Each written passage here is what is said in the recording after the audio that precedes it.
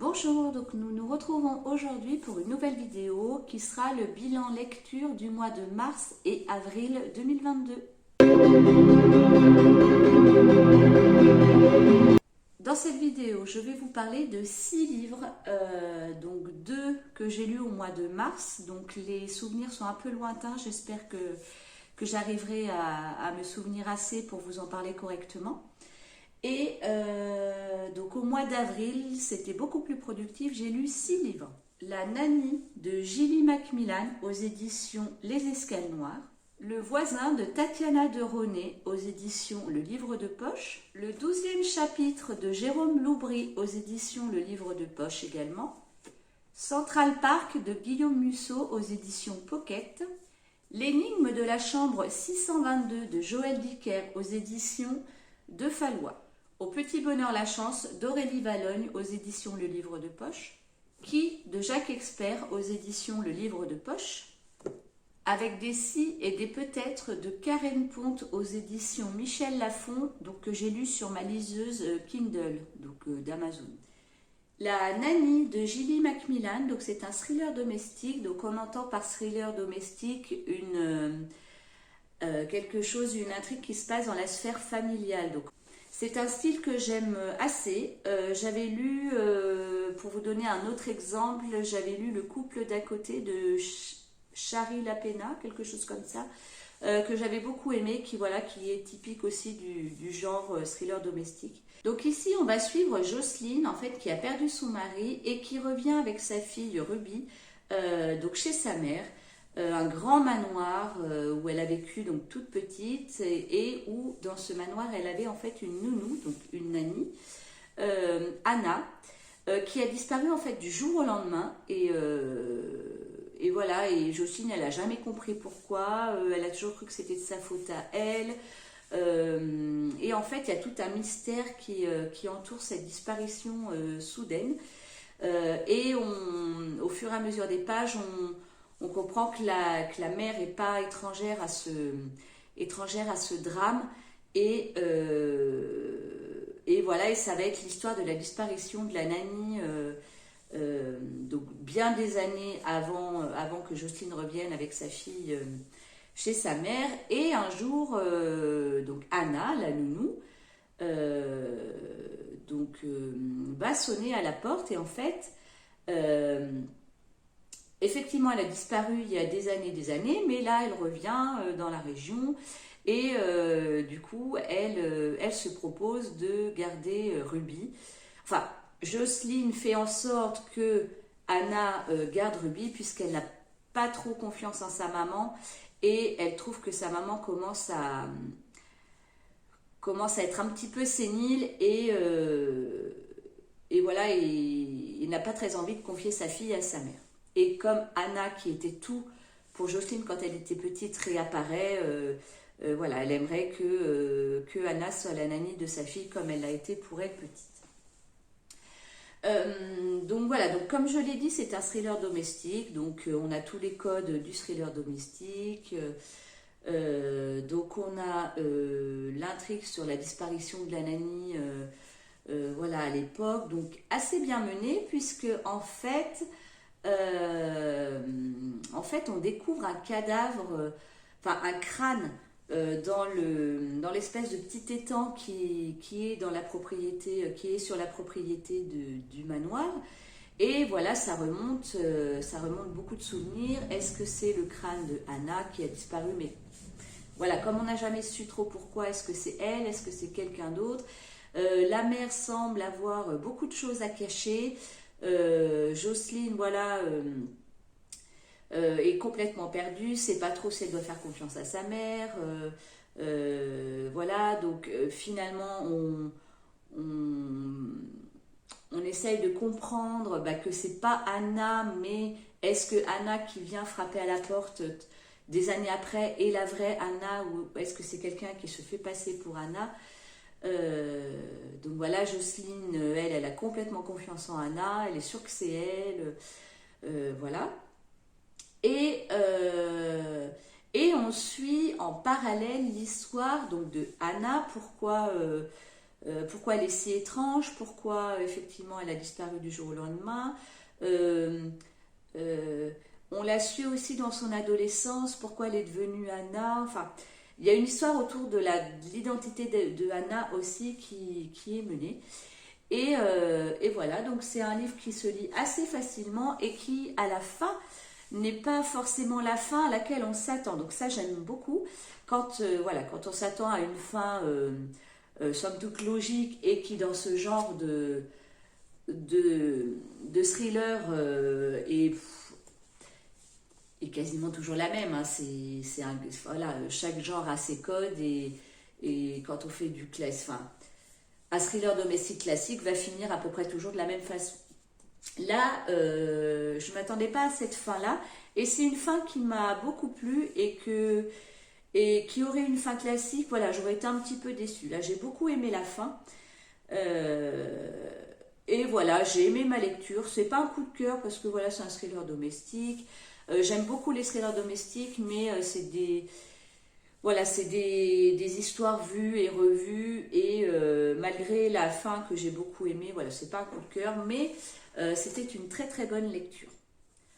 Le voisin de Tatiana Deronay. Donc Tatiana Deronay, vous avez l'habitude, sur ma chaîne, j'en lis très régulièrement. Elle en a écrit beaucoup, et en général c'est des petits romans, donc ils se lisent assez facilement. Donc ici on va suivre Colombe, qui emménage dans un appartement avec ses 2 enfants et son mari, mais son mari est très souvent absent pour son travail. Donc voilà, et Colombe, eh ben, elle est perturbée par des bruits qui viennent au-dessus, donc l'appartement au-dessus. Et en général, c'est quand son mari n'est pas là. Donc, quand son mari rentre, effectivement, il n'y a plus de bruit. Son mari ne comprend pas pourquoi elle est si perturbée. Donc, elle lui dit que c'est le voisin du dessus qui fait du bruit la nuit, tout le temps à la même heure, et c'est pour l'embêter. Et du coup, elle n'arrive plus à dormir. Enfin, moi, elle devient carrément folle. Et au-dessus, on apprend donc que c'est un médecin tout à fait respectable, voilà, qui fait pas de bruit, qui est très gentil, donc personne comprend en fait le fait que Colombe devienne folle à cause du voisin du dessus. Donc voilà, donc on va suivre cette histoire-là, on va suivre la folie de Colombe, on va suivre voilà comment son voisin du dessus la persécute, et effectivement, est-ce que tout ça est vrai, et est-ce que le voisin effectivement est à fond sur Colombe et fait exprès de, de la persécuter? Est-ce que Colombe a tout inventé, et effectivement elle dort pas, et du coup c'est pour ça qu'elle devient folle et qu'elle accuse son voisin du dessus? Donc c'est un roman assez court, voilà, moins de 300 pages, ça se lit très bien, ça se lit très vite. Moi, Tatiana Deronay, j'aime beaucoup ce qu'elle écrit, voilà, c'est des intrigues, c'est des intrigues qui se mettent en place petit à petit, et qui, Colombe, bah, en fait, au fur et à mesure voilà, qu'elle devient folle, et ben on angoisse en même temps qu'elle, et du coup, alors, même si c'était assez angoissant, euh, j'ai bien aimé suivre Colombe, et tout ce qu'elle traverse en fait. Et c'est une fin aussi que j'ai aimée, puisque je pensais pas, voilà, je pensais pas à cette fin-là, je pensais à une autre fin beaucoup plus classique. Et non, c'est une fin assez originale. Alors, originale, je ne sais pas, mais en tout cas, à laquelle je ne m'attendais pas comme ça. Donc, Tatiana Deronay, voilà, j'en lirai d'autres. J'en ai encore dans ma palle, j'en ai encore que je ne connais pas. Donc, Central Park de Guillaume Musso. Donc, Guillaume Musso, c'est mon auteur chouchou, oui. J'aime beaucoup, beaucoup, beaucoup Guillaume Musso. J'aime ce qu'il écrit. Euh, alors, certains vont dire que c'est tout le temps la même chose. C'est pas faux, mais j'aime l'écriture de Guillaume Musso. Dans cette histoire-là, on va suivre Alice et Gabriel. Donc Alice est policière, Et Gabriel est a priori pianiste de jazz. Et ils vont se rencontrer. En fait, un matin, ils vont se lever, ils vont se réveiller sur un banc menotté, donc à Central Park. Et voilà, ils comprennent pas ce qu'ils font là. La veille, elle était en soirée avec ses amis. Lui était en train de donner un concert de jazz à Dublin et ils se retrouvent donc tous les deux. Donc elle était à Paris et lui à Dublin et ils se retrouvent tous les deux à Central Park menottés sur un banc. Voilà, le début de l'histoire c'est ça. Donc on va les suivre tous les deux. Donc voilà, ils veulent savoir ce qu'ils font là, ce qui s'est passé. Elle essaye de, comme elle est policière, de mener un peu l'enquête, tout ça. Lui, il voudrait aller voir la police, mais en fait, comme elle, c'est la police, voilà, elle veut enquêter discret. Bon, discret, menotté, c'est pas facile. Donc, on va suivre cette aventure. Alors, il y a beaucoup d'action.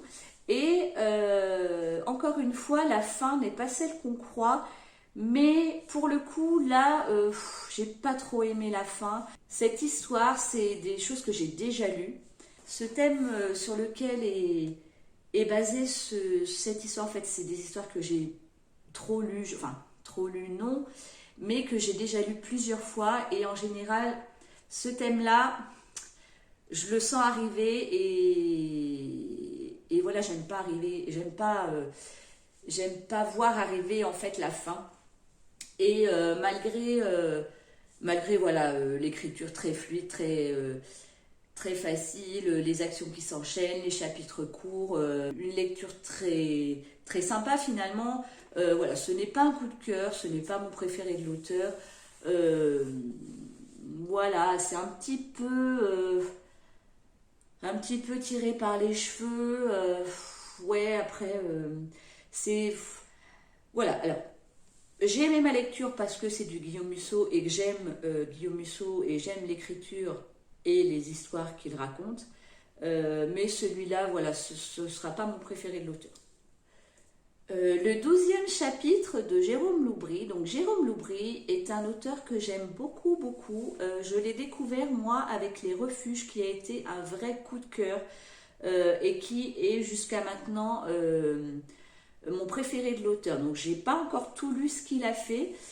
J'ai lu donc Les Refuges pour lequel j'avais eu un immense coup de cœur essentiellement sur la construction du récit. Donc celui-là à 100% vous devez le lire.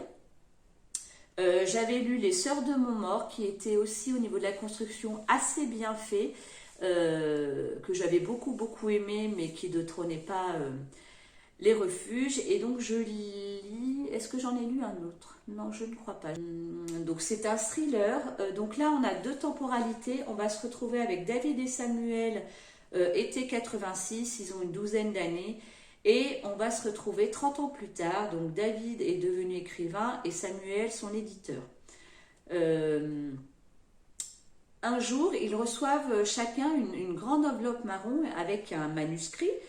Et en fait, en le lisant, ils vont s'apercevoir que en fait, c'est exactement ce qu'ils ont vécu lors de ce fameux été 86, où pendant leurs vacances, en fait, donc leurs parents travaillaient dans une entreprise et tous les ans, cette entreprise payait des vacances à ses employés. Donc ça faisait un peu comme un quartier, un village où tous les employés allaient l'été passer leurs vacances. Et cet été-là, ils ont rencontré Julie. Julie, en fait, qui a disparu cet été-là et qui a disparu de façon assez dramatique. Et en plus, du coup, c'est le dernier été qui passait dans ce village, puisque après l'entreprise a fermé. Donc, du coup, ça fait remonter beaucoup de souvenirs, beaucoup de traumatismes, puisque voilà, Julie a disparu de façon assez dramatique. Et du coup, voilà, on part sur une espèce d'enquête pour savoir exactement ce qui est arrivé cet été-là, quelles implications ont eu David et Samuel dans cette histoire, des personnages voilà, on apprend à connaître quand on est sur les chapitres concernant ce fameux été, et qu'on retrouve 30 ans plus tard, et voilà quels liens ils ont, voilà comment cet événement a pu 30 ans plus tard refaire surface et chambouler totalement la vie des deux amis. C'est un thriller assez bien mené. On a envie, voilà, on a envie de savoir la fin, on a envie de démêler les fils de cette histoire et de comprendre tous les liens d'un personnage avec un autre, savoir ce qui est arrivé à la petite Julie, et pourquoi, voilà, 30 ans après, effectivement, tout ça remonte à la surface. Un petit bouquin qui fait 350 pages à peu près, qui se lit très facilement. L'écriture de Jérôme Loubry se lit, est assez fluide, est assez comment je vais dire, très entraînante. On a envie de, voilà, on tourne les pages sans le voir. Voilà, ça c'est un livre que j'ai lu peut-être en 2 ou 3 jours. Donc voilà, donc Jérôme Loubry, je vais continuer à découvrir ses livres. Donc le prochain, je pense que je lirai De Soleil et de Sang. Et puis il y a aussi Les Chiens de Détroit que j'ai pas lu et qui doit être son premier, peut-être que je dis des bêtises, mais qui est en tout cas dans les premiers et qui me dit bien. L'énigme de la chambre 622 de Joël Dicker. Donc celui-là, donc je l'ai en grand format puisque c'est les éditions de Fallois, et que les Joël Dicker, je les ai tous dans cette édition. Alors celui-là, c'est le dernier dans l'édition de Fallois, puisque Bernard de Fallois est décédé donc juste avant ou juste après la parution de ce livre-là, et Joël Dicker a créé sa propre maison d'édition, je crois. Et donc le dernier qui est sorti, donc l'affaire Alexa Sanders, quelque chose comme ça, voilà, il est déjà dans ma palle, puisque du coup c'est le même format en fait, c'est pas la même maison d'édition mais c'est le même format, et comme je les ai tous dans ce format là, je me suis acheté le dernier en fait quand il est sorti, et il est à peu près dans le même format. J'ai aimé, puisque l'écriture de Joël Dicker est très entraînante, et il y a beaucoup de rebondissements, et il faut être un peu concentré voilà, pour bien comprendre l'histoire, les enchaînements, tout ça, mais voilà, qui est très passionnant. C'est très passionnant, on a envie de le lire en une traite, on a envie de, voilà, passer une journée rien qu'à lire voilà, un Joël Dicker. Par contre, celui-ci ne sera pas mon préféré, puisqu'il y a beaucoup trop d'allers-retours en arrière. Ici, on va suivre Macaire et Besner, qui est banquier, et le directeur de la banque était donc son père qui est décédé, et selon la tradition, la direction de la banque se fait de père en fils. Donc normalement, Macaire et Besner, là, le banquier qu'on suit, va hériter de la banque. Sauf que donc son père avait pris des dispositions pour que les choses changent, et que le directeur de la banque, à partir du moment où, voilà, où il sera décédé, où ce ne sera plus lui, c'est soit quelqu'un d'élu par le conseil de la banque. Donc, ce qui veut dire que ce ne sera pas forcément le fils du directeur. Et Macaire, donc lui est persuadé que de toute façon ce sera lui. Sauf qu'il a un concurrent sérieux en la personne de Lève. Donc le conseil de la banque est composé de 3 personnes. Donc le cousin de Macaire, Jean-Bénédicte, je crois, son père, à Jean-Bénédicte, et un 3e homme, Tarnogol, qui s'appelle, voilà, et une 3e personne qui s'appelle Tarnogol, et en fait qui lui est totalement étranger à la banque, et qui est une espèce d'arsouille. Et en fait, lui, il est là parce que 15 ans plus tôt, Macaire, en fait, lui a cédé ses parts. Et du coup, à l'époque, donc le père de Macaire l'a très mal pris et c'est pour ça notamment qu'il a pris certaines dispositions et que du coup il a cassé la tradition que ce soit le fils qui hérite de la direction de la banque. Donc voilà, donc Macaire, lui, il est persuadé qu'il sera président, sauf que du coup, il apprend que peut-être que non, et à partir de là, il va tout faire pour si être président de la banque. Donc on va suivre tout ce petit monde, on va suivre Macaire, on va suivre Lève, on va suivre, comment elle s'appelle, la femme de Macaire qui en fait on la prend assez vite, et la maîtresse de Lève partir donc sur cette enquête de la chambre 622 qui en fait est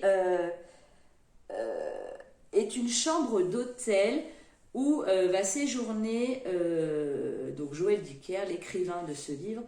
Et dans cet hôtel, en fait, il n'y a pas de chambre 622, il y a la 621 et la 621 bis. Et après, donc la 623, il n'y a pas de chambre 622.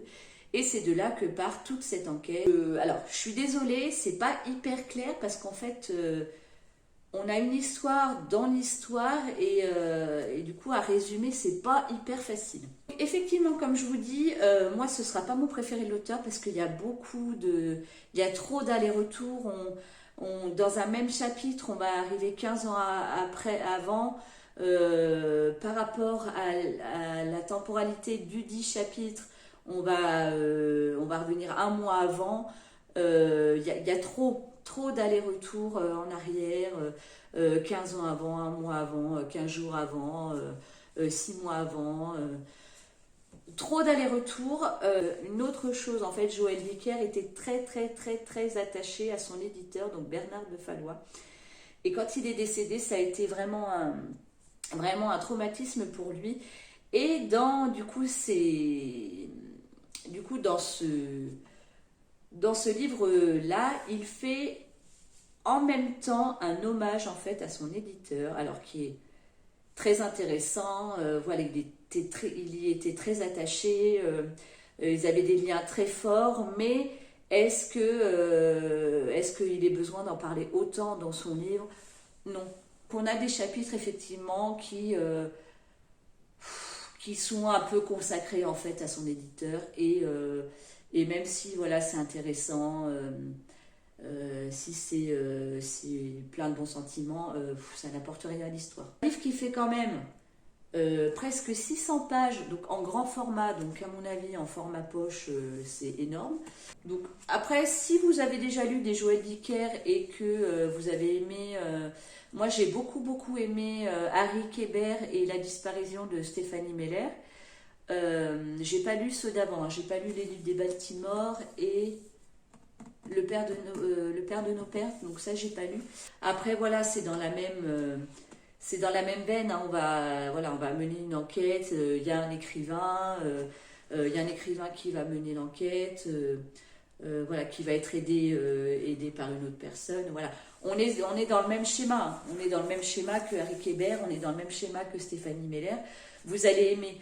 Mais voilà, c'est entrecoupé d'hommages à son éditeur qui, somme toute, qui somme toute en fait apporte rien à l'histoire, donc c'est un peu mettre des pages pour pas grand chose. Voilà, c'est pas, selon moi, c'est pas le meilleur de l'auteur. Au petit bonheur la chance de Aurélie Vallogne. Donc Aurélie Vallogne, j'en ai lu plusieurs. J'ai lu tous ses premiers, là, Mémé dans les orties, En voiture Simone, tous ces premiers là. Donc celui-là est dans la même lignée. Donc au petit bonheur la chance. C'est une histoire où on va suivre Jean. Jean qui à 6 ans en fait est abandonné par sa maman et qui atterrit chez sa grand-mère, donc Mémé Lucette. Et du coup, il va grandir avec cette grand-mère qui n'avait pas prévu de recueillir son petit-fils et puis qui commence à vieillir. Donc voilà, c'est c'est des efforts supplémentaires que Mémé Lucette va faire pour que le petit Jean soit quand même heureux voilà, malgré son peu de moyens, malgré sa vie précaire, malgré voilà, son vieillissement. Voilà, donc Jean, lui, est persuadé que sa maman va revenir. Euh, et, euh, et vit dans cet espoir jusqu'à ce qu'il comprenne que bah, elle n'a pas bien envie de le reprendre. En fait, elle est mieux toute seule, elle veut être libre, elle veut pas être encombrée d'un enfant. Donc pour lui, c'est très très dur. Et voilà, il va grandir comme ça, notre petit Jean. Et puis avec Mémé Lucette, voilà, ils vont apprendre à se connaître et c'est très touchant, c'est assez émouvant. Alors au début j'étais un peu sceptique, voilà, j'étais un peu, voilà, bon, on va suivre Jean et Mémé Lucette, on va les suivre dans leur vie, machin, mais ça va rien apporter et il va pas y avoir 50 000 trucs à vivre, quoi. Euh, et en fait, au fur et à mesure, on s'attache on s'attache énormément aux personnages, donc à Jean, à Mémé Lucette. Alors Mémé Lucette, elle a son facteur en fait qui prend énormément soin d'elle et qui est un personnage très très attachant également. On va rencontrer Françoise, donc Françoise qui est la tante de Jean, donc la deuxième fille de Mémé Lucette, et qui a des enfants. Donc voilà, il va rencontrer ses cousins et il va grandir avec sa tata Françoise qu'il aime beaucoup, beaucoup, ses cousins. Donc il s'attache à ses cousins, sa tante, voilà. Donc sa tante est mariée à Alfred, mais Alfred il est militaire. Donc il est militaire et il n'est pas là, voilà, il fait des grands déplacements, enfin il est absent pendant longtemps et il revient de temps en temps. Il y a un événement qui fait que voilà, la vie de Jean va basculer, la vie de Mémé Lucette va basculer, même voilà la vie de Françoise qui avait presque adopté en fait le petit Jean, voilà, et qui faisait totalement partie de la famille, en fait, voilà, va être bouleversé. Tout ce petit monde voilà que Mémé Lucette avait créé avec Jean, voilà, va basculer et on va vivre avec Jean le bouleversement pardon, qu'il va subir et, euh, et voilà, et c'est très très émouvant. On a, on a envie de prendre le petit Jean dans ses bras et lui dire mais non, mais ça va aller, t'inquiète pas, la vie est injuste, mais tout va bien finir. Voilà, c'est devenu très très émouvant à un moment donné et j'ai beaucoup aimé cette lecture au final. Voilà, comme je vous ai dit, je partais un petit peu sceptique, mais très très vite, on s'attache au personnage et très très vite, voilà, euh, les thèmes abordés sont finalement des thèmes de réflexion assez intéressant et où on se pose effectivement nous-mêmes finalement beaucoup de questions par rapport à ces thèmes-là. Et j'ai trouvé ça assez bien fait, intelligemment fait. Aurélie Vallone, voilà, je vais continuer à lire ses bouquins. J'en ai lu déjà quelques-uns. Il me reste tous ces derniers là que j'ai pas lus. C'est très très sympa à lire, voilà, très très fluide. C'est une écriture assez sympathique et donc dans celui-ci, mais je crois que c'est un peu dans ces premiers c'est pareil, là En voiture Simone et Mémé dans les orties, c'est tout des expressions de la langue française en fait. Donc là on a tous les titres de chapitres, c'est tout des petites expressions. Donc là vous voyez, c'est parti mon kiki, à fond les ballons.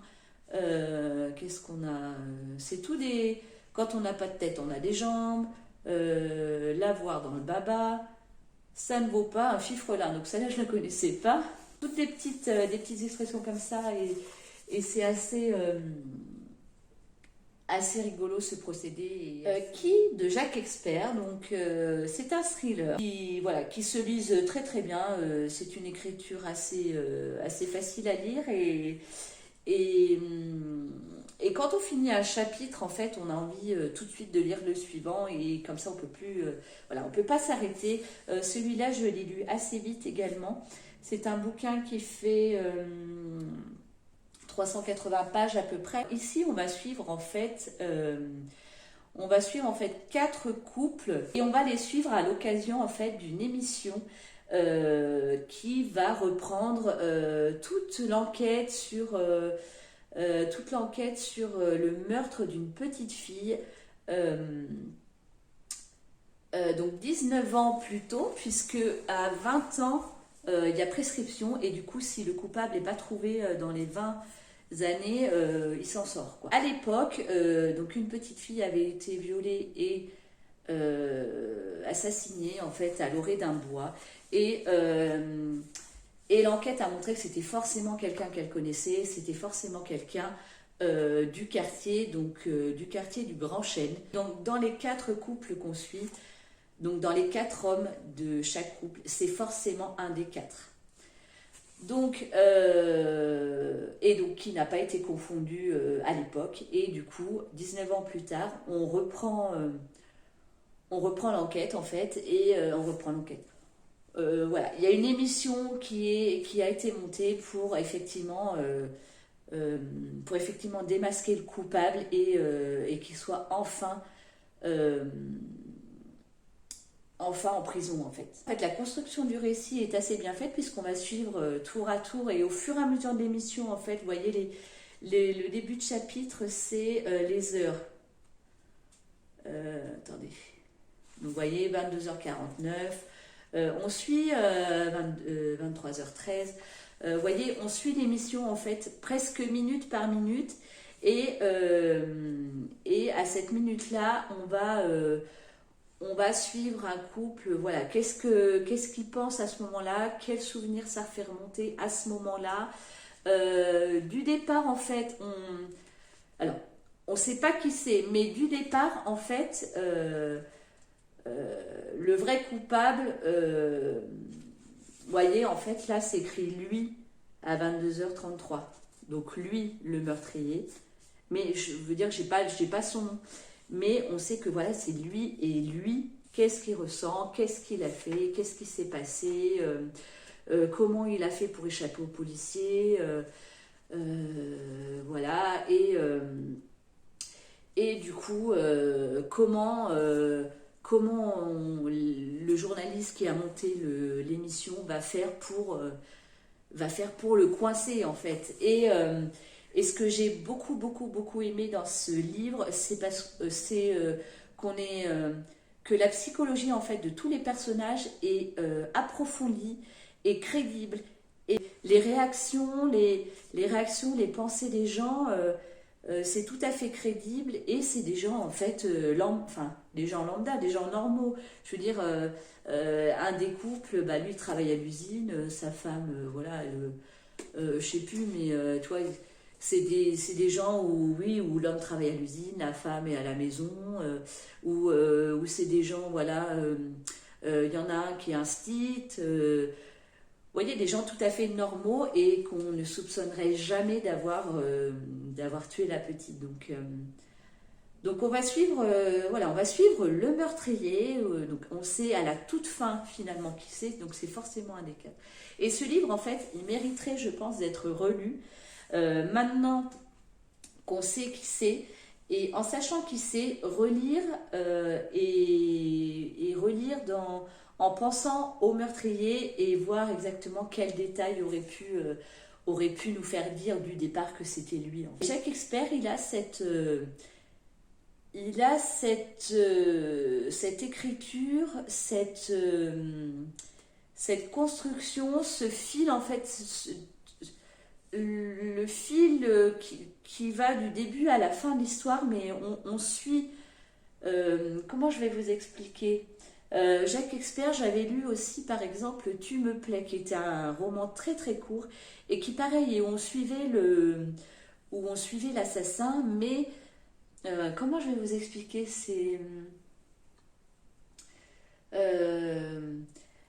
Voilà, on voyait que on voyait qu'effectivement c'était lui, mais on le suivait lui et on se disait mais c'est pas possible quoi, c'est pas possible. Comment il peut faire pour que personne le remarque, pour que personne ne comprenne que c'est lui et qu'il s'en sorte à la fin ou pas. Enfin, Jacques Expert a cette particularité-là et j'aimerais lire et j'ai lu aussi Hortense de Jacques Expert par exemple. Pareil, Hortense c'est très bien écrit quoi et une fin à laquelle on s'attend pas et une fin où tu te dis bah ouais d'accord et voilà et Hortense je pense qu'il mériterait que je le relise en sachant la fin pour que dans tous les détails je puisse effectivement voilà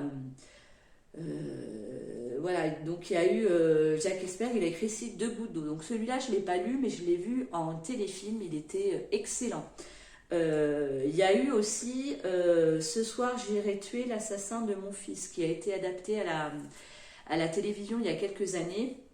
Je ne l'ai pas lu, mais l'adaptation télé, je ne l'avais pas regardée, mais elle avait l'air excellemment menée également. Hein. Donc il en a écrit pas mal, Jacques Expert, donc je vais continuer à lire ses bouquins avec grand plaisir.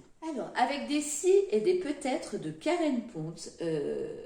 Donc Karen Pond, c'est du feel good. C'est la définition même du feel good, Karen Pond. Donc c'est très sympa, c'est très rigolo. Voilà, j'en lis un de temps en temps, ça me fait passer un très bon moment. Maintenant, c'est pas le genre de livre que je lirai.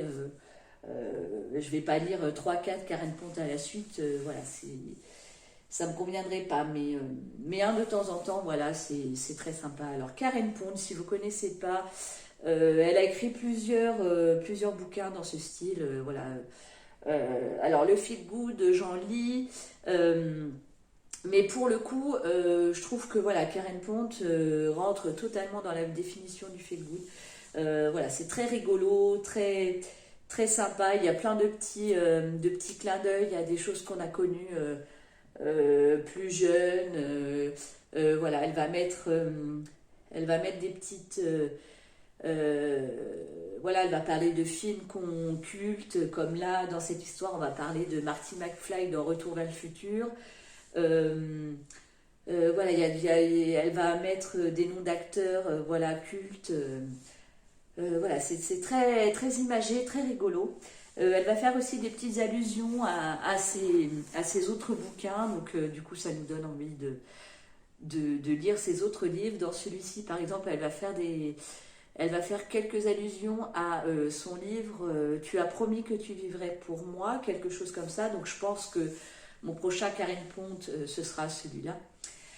En attendant, ici, on va suivre Maxine en fait, qui est prof de français dans un lycée, qui vit en colocation avec Claudia et qui a une autre meilleure amie qui s'appelle Samia. Maxine, en fait, elle se pose toujours des questions. Et si j'avais fait ça, et si je m'étais pas cassé la cheville le jour où j'allais passer mon concours de journaliste, peut-être que j'aurais une autre vie, une meilleure vie. Voilà. Et un soir, Maxine, elle écoute donc une émission de radio qu'elle écoute tous les soirs. Et ce soir-là, l'invité est un écrivain. Donc je crois que dans le livre, c'est Gabriel Musso. Donc voilà, allusion à Guillaume Musso. Donc ça peut me plaire. Et donc le thème de cette émission ce soir-là, l'invité, donc c'est un écrivain qui dans son dernier bouquin se demande si effectivement il avait fait d'autres choix, quelle serait sa vie maintenant. Et Maxine, c'est tout à fait son sujet. Elle se pose cette question tous les jours, 15 fois par jour. Voilà. Et donc elle s'endort là-dessus, Maxine. Et le lendemain matin, en fait, elle se réveille. Elle est dans une grande maison. Elle est mince. Elle a un tas de vêtements. Elle est mariée. Voilà. Elle est journaliste. Et du coup, voilà, elle va vivre en fait cette vie-là qui, voilà, si elle avait effectivement, si elle s'était pas cassé la cheville le jour où elle passait son concours de journaliste, peut-être qu'elle aurait donc cette vie-là où elle vient de se réveiller.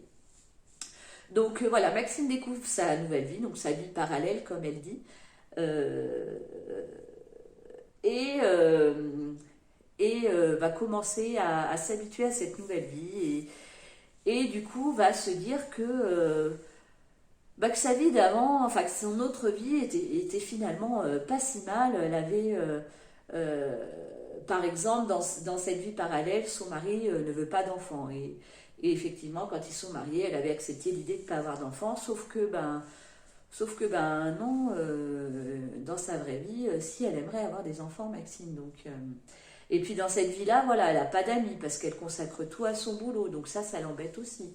Voilà, il y a plein de petites choses comme ça qui en fait,